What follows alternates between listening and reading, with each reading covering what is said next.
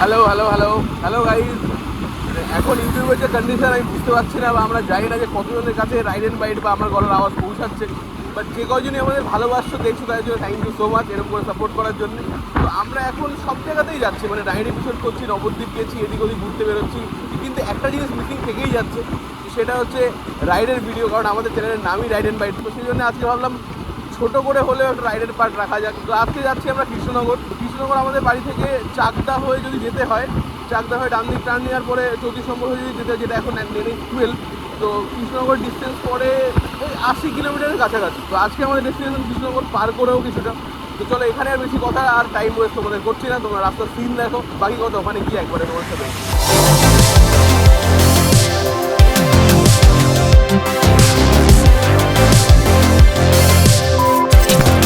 তো আমরা প্রায় 80 থেকে 85 কিলোমিটার রাইড করে আমাদের ডেস্টিনেশনে পৌঁছে গেছি, যে রেস্টুরেন্টটার নাম হচ্ছে NTM রেস্টুরেন্ট। তো সবচেয়ে সেরা হচ্ছে এখানকার লোকেশনটা, আশেপাশে কিচ্ছু নেই, পুরো ফাঁকা মাঠ।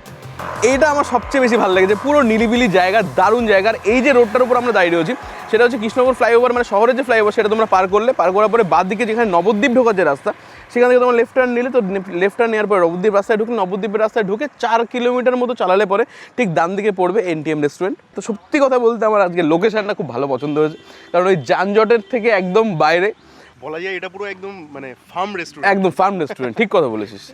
আর সন্ধ্যাবেলায় কিন্তু জায়গাটা আরও সত্যি বেশি। এই ভাই, বক দেখ, কতগুলো বক, প্রচুর বক, মনে হচ্ছে বক চাষ হচ্ছে এখানে। আর এই রোডটা মেইনলি ব্যবহার করা হয় কিসের জন্য? নবদ্বীপের ঘাটে যাওয়ার জন্য, সবচেয়ে বেশি ক্রাউড ওটাই হয়। তো আমি জিজ্ঞেস করলাম তোমাদের এখানে কোন মানে টাইপের কাস্টমার বেসটা বেশি, তো বলছে কৃষ্ণনগর শহর থেকে ওখানে আসে, আর নবদ্বীপ শহর থেকে এখানে খেতে আসে। তার কারণ একটাই, যে ওই যানজট থেকে, মানে ওখানে শহরের মধ্যে খেলে পরে কি রেস্টুরেন্টে শুধু খাওয়াটাই হবে, আর এখানে আসলে পরে একটু টাইম পাস করার জন্য জায়গাটা আমার পারফেক্ট বলে মনে হয়েছে। দুপুরবেলা থেকে কিছু খাইনি, হেভি লেভেলের খিদে পেয়েছে। বাহ, ভেতরের অ্যাম্বিয়েন্সটা পুরো ফ্রেশ আর সিম্পল।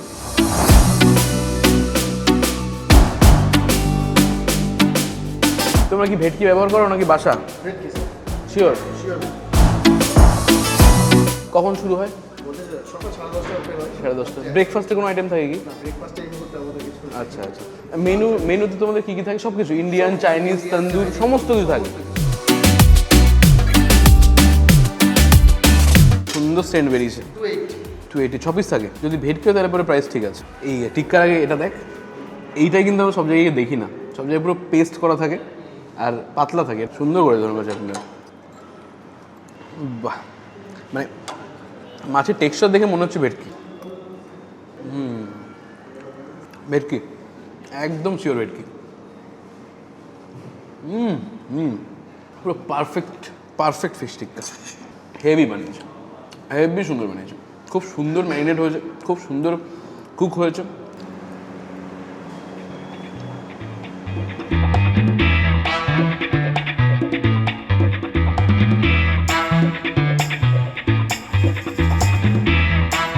এখন বিরিয়ানি খাবো, খাওয়ার পরে আর বিরিয়ানি খাবো না, ঠিক আগামীকাল হবে, তারপর মনে হবে একটু বিরিয়ানি হলে ভালো হতো। এটা কী করে যে হয়, এটা বিশেষ করে আমার ফুচকা আর বিরিয়ানির সাথে এটা বেশি পরিমাণে হয়। সেন্টটা তো সত্যিই দারুণ বেরিয়েছে। আর এখানে আমরা ব্যারাকপুর স্টাইলে যেরকম দেখে এসেছি, কলাপাতায় সার্ভ, মানে ব্যারাকপুর স্টাইল না, ব্যারাকপুরে যেরকম দেখে এসেছি কলাপাতায় সার্ভ করা হয়।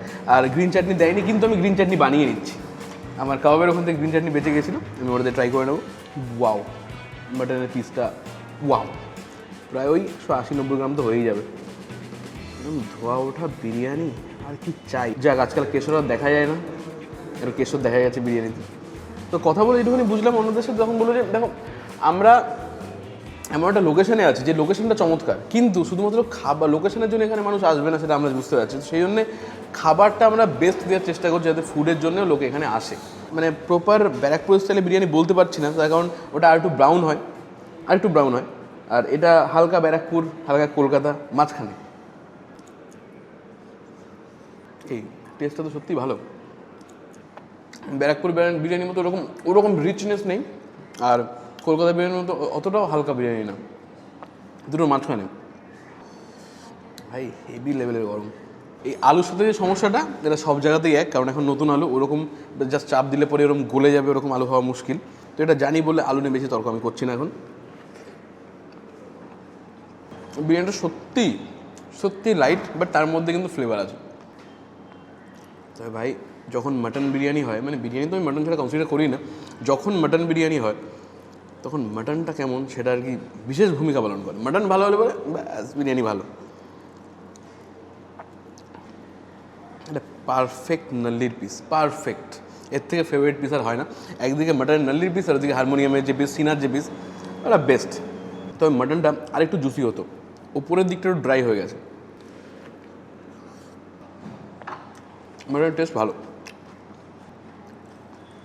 আর এই বিরিয়ানিটা খেলে পরে তোমাদের একটু হেভি মনে হবে না। এটা কি চিকেন মশলা? লেগ পিস মশলা।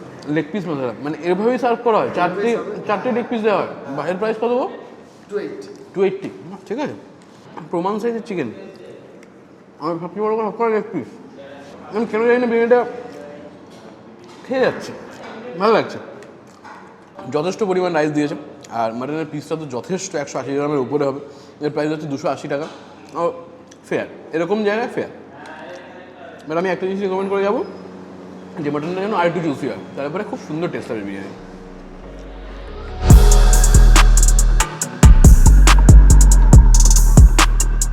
ভাই এটা দেখতে হেভি লেভেলে লোভনীয় লাগছে। দেখ লেগ পিসগুলোর সাইজ একবার দেখ। চিকেন লেগ পিস মশলা ভাই, 4টে লেগ পিস। এটা তোমরা যে কোনো রকম রুটি নিতে পারো, তন্দুর নিতে পারো, আমরা যেরকম নিচ্ছি মশলা কুলচা সেটা নিতে পারো। মশলা কুলচার প্রাইস আছে 65 টাকা, তো সেই হিসাবে সুন্দর। 4 পিস লেগ পোর্শন মাত্র 280 টাকা দাম। সুন্দর স্টাফ করা আর হেভি সুন্দর লেভেলের সফট।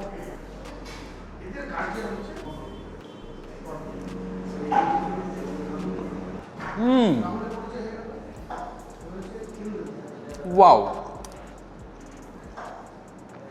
এটাকে খেয়ে আমি একবারে বলা যায় ওয়াও। আর কম্বিনেশনটাও ওয়াও।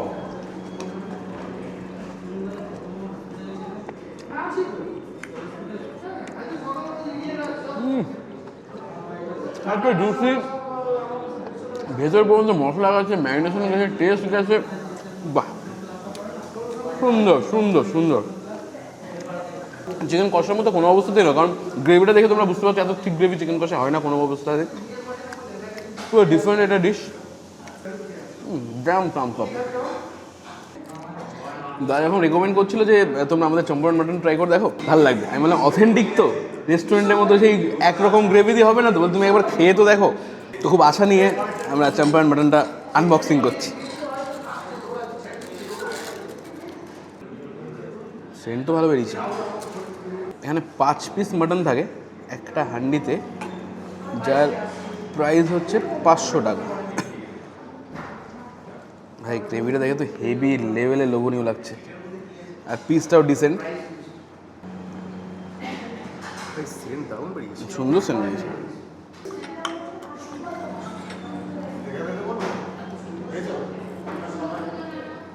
আমি তখন থেকে এটাই খুঁজছি, মাটনের পিসের থেকে আগে আমি এটা খুঁজছি যে চম্পারন মাটনে তো মেইন স্পেশালিটি হচ্ছে এটাই যে সমস্ত গোটা মশলাগুলো দিয়ে একবারে ম্যারিনেট করে হাঁড়ির মধ্যে চাপিয়ে সিল করে তারপর স্লো হিটে বসিয়ে দিয়ে আরামসে 40-50 মিনিটের মধ্যে মাটন হয়ে রেডি।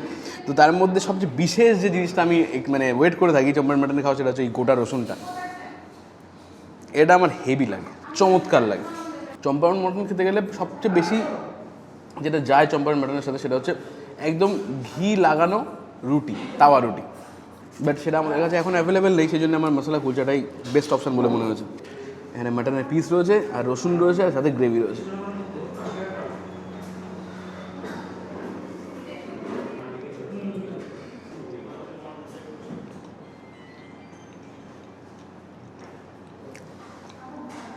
সুন্দর। আর আটা রুটি যদি বাটার দিয়ে হতো পুরো জমে যেত, পুরো জমে ক্ষীর হয়ে যেত ব্যাপারটা। সেম গ্রেভি হাঁড়ির মধ্যে দিয়ে সার্ভ করেন, একটুখানি অবশ্যই মেনটেন করেছে। সিরিয়াসলি ভালো খেতে। মাটনটা সেরা জুসি হয়েছে, সেরা জুসি হয়েছে বিরিয়ানির মটনটা এরকম জুসি বলে একদম, পুরো বিরিয়ানিটাও জমে যেত। তো আমরা যখন এখানে এসেছিলাম তখন একদমই ফাঁকা ছিল, জাস্ট 1-2 জন বসে খাচ্ছিল। আমরা যখন ঢুকলাম তখন খেয়ে দিয়ে বেরিয়েও গেছিলো। তারপরে আমরা যতক্ষণ খেলাম পুরো জায়গাটা ফাঁকা ছিল। আর তারপরে এখন 6:40 বাজে, এই সন্ধ্যাবেলার টাইমে এত সুন্দর পুরো খাচাখাচ ভিড়ে ভর্তি।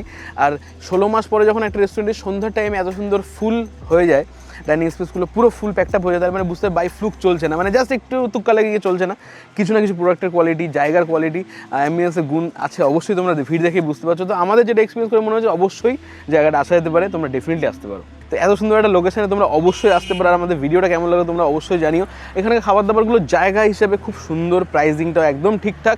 তো আজকে ভিডিওটা এই অবধি, খুব শিগগিরই তোমার সাথে দেখা হচ্ছে নতুন একটা ভিডিও, ততক্ষণের জন্য tata, bye guys, see you guys very soon.